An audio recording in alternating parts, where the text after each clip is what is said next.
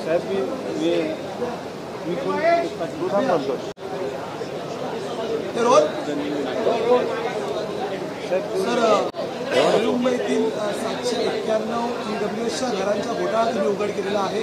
नेमका हा कशा प्रकारे घोटाळा घडलेला आहे, त्याच्यावर काय निर्देश दिले आहेत? ज्या महापालिकांची लोकसंख्या 10 लाखापेक्षा जास्त आहे, 2013च्या नगर विकासच्या अधिसूचनेनुसार 4000 स्क्वेअर मीटरपेक्षा जास्त भूखंडावर कामकाज होत असताना त्या विकासकाकडनं 20% घरं, 20% घरं ही EWS म्हणून घेतली जातात आणि ती EWSच्या अंडर म्हाडाला हँडओव्हर केली जातात आणि म्हाडा मग EWSच्या अंतर्गत त्या ठिकाणी त्यांची लॉटरी करते.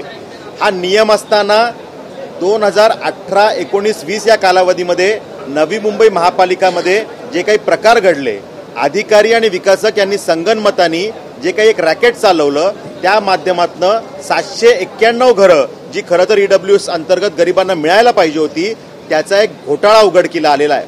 आणि त्याचं जर का आपण रक्कम काढायची म्हटलं तर 791 घरं साधारणतः 30 ते 50 स्क्वेअर फूटची घरं द्यायची आहेत, स्क्वेअर मीटरची ही घरं द्यायची आहेत. आणि त्याची रक्कम जर काढली तर ती 500-600 करोडच्या घरात जाते.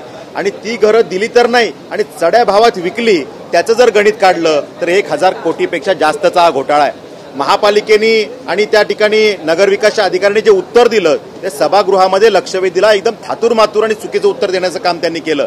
आणि त्यामध्ये त्यांनी UDCPR जो 2020 नंतर आला त्यातल्या एका क्लॉजचा उल्लेख करून सांगितलं की आम्हाला ही अट कशी लागू होत नाही. त्याच कालावधीमध्ये 2018-19ला त्याच नवी मुंबई महापालिकेमध्ये एकूण 5 विकासकांनी 148 घरं त्या ठिकाणी EWS मध्ये बांधून दिलेली आहेत, म्हाडाला हँडओव्हर झाली. मग ती कुठल्या नियमाखाली महापालिकेने घेतली होती याचं उत्तर आम्ही सभागृहात विचारलं. मग जर का तिथे तुम्ही ती घरं घेता, 148 घरं घेऊन EWS मध्ये ती म्हाडाला देता, एकीकडे हे तुम्ही करता आणि बाकीच्या 11 विकासकांना मात्र वेगळा न्याय लावता, त्यांना CC मध्ये पहिले लिहिता की तुम्हाला EWSची घरं द्यावी लागतील आणि काही कालावधीनंतर ती CC चेंज केली जाते आणि त्यातनं ती EWSच्या घरांची अट काढली जाते. अशा पद्धतीचा एक रॅकेट या समोर आलेला आहे. आणि त्यामुळे आम्ही मागणी केली की या विषयाची चौकशी व्हायला पाहिजे. ज्या अधिकाऱ्यांनी चुकीची उत्तरं दिली आणि त्या काळामध्ये ज्या अधिकाऱ्यांनी याच्यामध्ये इन्व्हॉल्वमेंट ज्यांची आहे त्यांच्यावरती गुन्हे दाखल व्हायला पाहिजेत. या सगळ्या मागण्या आम्ही त्या ठिकाणी केलेल्या आहेत.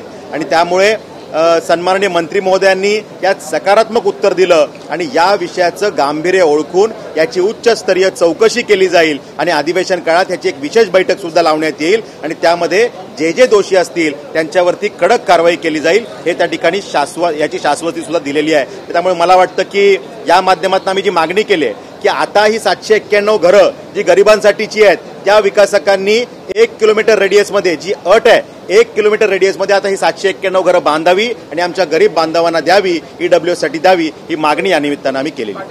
1000 कोटीचा घोटाळा आणि नगर विकास खात्यातील अनेक अधिकारी त्यांचा समावेश असं तुमचं मत आहे. आता नेमकी पुढची भूमिका काय असणार आहे?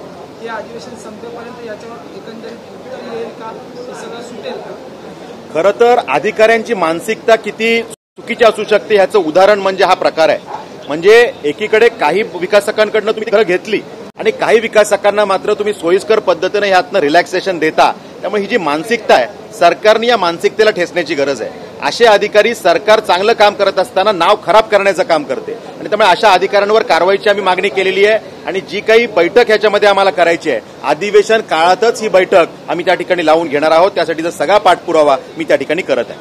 नेमके कोण अधिकारी यामध्ये गुंतलेले दिसून येत आहे? याचा जो काही संपूर्ण विषय आहे, नवी मुंबई महापालिकेचा टाउन प्लॅनर, खरं तर ही त्यांची जबाबदारी आहे. त्यांचे बॉस म्हणजे जे काही महापालिकेचे प्रमुख असतात, आयुक्त आणि त्यांचे सगळे त्या विषयामध्ये इन्व्हॉल्ड असणारे उपायुक्त दर्जाचे अधिकारी, या सगळ्यांचा थेट संबंध यामध्ये आहे. पण या सगळ्यांचं कम्युनिकेशन नगरविकास खात्याशीही होतं. मग तत्कालीन जे अधिकारी आहेत की ज्यांनी या विषयाला रोखलं नाही, ज्या UDCPRच्या नियमाचा चुकीचा अर्थ लावला, या सगळ्यांवरती या ठिकाणी कारवाई केली पाहिजे. अशा प्रकारचे हे सगळे अधिकारी यात गुंतलेले आहेत.